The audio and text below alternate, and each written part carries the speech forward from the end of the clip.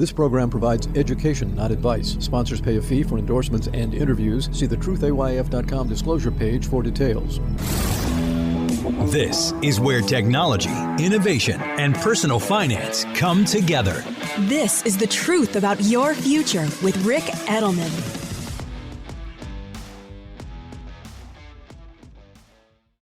What's your boldest, truly ambitious life goal? Everyone has one, and everyone deserves a way to get there. That's why State Street offers a wide variety of ETFs to give all investors access to the market and the chance to reach their goals. Like with SPY, where you get the power of the S&P 500 in a single trade. Wherever you're heading, getting there starts here with State Street. Before investing, consider the fund's investment objectives, risks, charges, and expenses. Visit ssga.com for a prospectus containing this and other information. Read it carefully before investing. SPY is subject to risks similar to those of stocks. All ETFs are subject to risk, including possible loss of principal. Alps Distributors, Inc. distributor. It's Tuesday, December 17th. Got a question from Joseph. He's in Gaithersburg, Maryland. Here's his question. Hi, Rick. On your December 3rd podcast, you said that you would let your crypto investment ride and not rebalance it with your diversified portfolio. Were you speaking of just your Bitcoin investment or your other crypto investments also? No, Joseph, Bitcoin is part of crypto. Crypto is not part of Bitcoin. You know, it's kind of like all dogs are animals, but not all animals are dogs. So when I said I have not been rebalancing my crypto, that meant my entire crypto portfolio, which is not just Bitcoin, but diversified array of crypto assets, and not just coins and tokens, but investments in crypto companies and crypto funds and crypto ETFs, picks and shovels ETFs, on and on and on, you know, just in a desperate effort to provide diversification in what is admittedly an asset class that is far from diversified. So I hope that answers your question. Let's talk about something else today. Cancer. Cancer deaths are down. That's the good news. But the number of cancer cases is rising. In other words, more people are getting cancer, even though fewer people are dying of it. This is from a new report from the American Association for Cancer Research. Adults under 50, we are seeing more cases of breast cancer and colorectal cancer than ever. And here's the thing, 40% of all cancer cases can be prevented by our behavior. We don't need surgery, we don't need drugs. Just our behavior can reduce and, in fact, prevent incidences of cancer. I'm talking about no tobacco, quit smoking, no vaping, a healthy diet, maintaining a healthy weight, exercising, avoiding ultraviolet radiation, and minimizing exposure to pollutants. Nothing new with anything that I just said. You know all this, but I'm going to add one thing that is new. What this new research is telling us, in addition to no tobacco and no bad fatty foods, etc., now they're also saying no alcohol. Yeah, this is the first time alcohol has been associated and linked so closely with cancer. In fact, just last month, a British study found that those who drank a little had more cancer deaths than people who drank not at all. And excessive alcohol consumption increases the risk for esophagus, head, neck, breast, colorectal, liver, and stomach cancers. In fact, 1 in 20 cancers are now directly attributed to alcohol. That's 5%. And the number of people who are under 50 who are getting cancer, that number's rising, and it's because of their behaviors. Alcohol, you see, harms the microbiome. That alters the bacteria in your gut, and that lets cancer grow and spread. Some are, stopping the booze as a result of this, which is great. And some are starting rapamycin. This is a drug that people are prescribed when they get an organ transplant, like a new kidney or a new lung, because rapamycin suppresses your immune system. It stops your body from rejecting the new organ. But now people are starting to take rapamycin to increase their health span. Doesn't make you live longer, but it allows you to live healthier during the years you're alive. And a lot of scientists and people who are focusing on longevity are touting this drug for saying that it lets you live longer and healthier. But in fact, in 2006, one study said that rapamycin extended the lifespan of yeast. In 2009, a study said that mice who were given the drug live 12% longer than normal. For you and me, that'd be an extra 10 years to our life. They did studies in worms and flies, found the same thing. A new study is underway right now with marmosets, and that's starting to show good results too. But got to tell you, I'm not taking rapamycin, at least not yet anyway. In my view, and I'm not a doctor or a scientist by any stretch, I think I can spell the word scientist. There's not enough research yet. All the studies that have been done so far are on non-humans with very few subjects. In the marmoset study, we're talking about a dozen animals, not hundreds of thousands of them. Some studies that have been done haven't replicated the same results of other studies, and we don't yet know the long-term side effects. The most common side effects that we know about are nausea and mouth sores. One study of 100 people for a year found there were no physical benefits, also no negative side effects.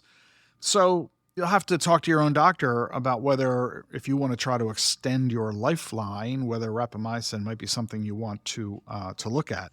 Bottom line is this: how old might you get? I've been telling you that scientists are routinely saying we're all going to live, if we live to 2030, we're going to live to age 100, barring accidents and injuries.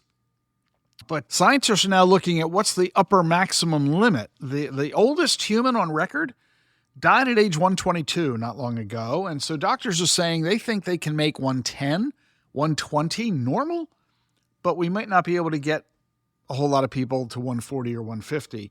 A new study looking at life expectancy since 1990, where people have lived the longest. There's half a dozen or so countries where people live longer than everywhere else: Australia, France, Italy, Hong Kong, Japan, South Korea, Spain, Sweden, and Switzerland. This is where people live the longest. We're not on that list here in the United States. We're way down the list. It's crazy. We spend more money on healthcare than anybody in the world, and yet we don't live as long as other people in the world. Go figure. Anyway, in this study, over the past 35 years, we've seen big increases in longevity, but the rate of increase is slowing down, suggesting that now that we have somebody who lived age 122, it's kind of getting hard for somebody to live to 125. Now, of course, new innovations might take us up a notch, and it raises the new question, relatedly, do you want to live that long? If so, you need to change the way you think about getting old. And guess what has a huge impact on our health and longevity? I'll give you the answer to that in 60 seconds. We'll continue our conversation when we return here on The Truth About Your Future.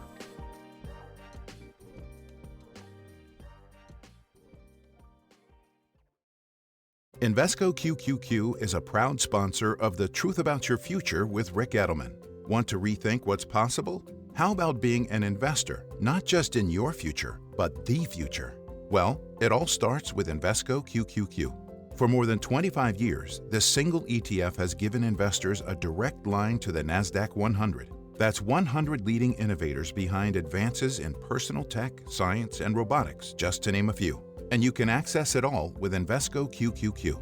Let's rethink possibility. There are risks when investing in ETFs, including possible loss of money. ETF risks are similar to those of stocks. Investments in the tech sector are subject to greater risk and more volatility than more diversified investments. The NASDAQ 100 Index comprises the 100 largest non-financial companies on the NASDAQ. You can't invest directly into an index. Before investing, consider the fund's investment objectives, risks, charges, and expenses. Visit Invesco.com for prospectus containing this information. Read it carefully before investing. Invesco Distributors, Inc.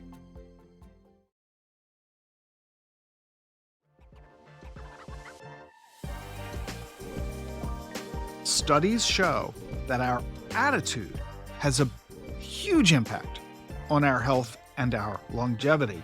People with PMA, a positive mental attitude, people with PMA live 7.5 years longer than people who have negative attitudes. And this is even true in these studies when the researchers controlled for age, gender, socioeconomic status, loneliness, and health. The difference between one person and another is their attitude. Back in 1968, they asked young people if they associated aging with decline. Those who said yes, decades later, were more likely to have a heart attack or a stroke than the people who said no. Negative thinking increases stress. And we know that stress can harm your nervous system, which of course regulates the heart rate, blood pressure, digestion, respiration. There have been 422 papers from 45 countries over the years that have measured all of this. 96% of those papers, almost all of them, reach the same conclusion. Negative views about aging are associated with worse health among older people. The papers also found, here's the good news, that you can change your viewpoint about aging. So the sooner you change your view about aging from a negative one to a positive one, can help you live longer and healthier. That is worth doing. It's hard to believe that it's been 35 years on the air. I've done more than 1,500 radio broadcasts over the last 3 decades, more than 500 podcasts in the last 3 years alone, and my podcasts are winding down. My last one, as I've told you, is December 27. I'm so glad you've been with me all these years. If you want to stay connected with me, be sure to join my distribution list. Just click on the link in the show notes. I'll make sure you continue to get the latest that I offer on exponential technologies, crypto, Alzheimer's, longevity, investing, all the topics that matter most to us all. Thank you for being with me all these years. I'm looking forward to many more with you. Please subscribe today so we can stay connected. Increased awareness and actionable intelligence about the forces that are shaping our world. This is The Truth About Your Future with Rick Edelman.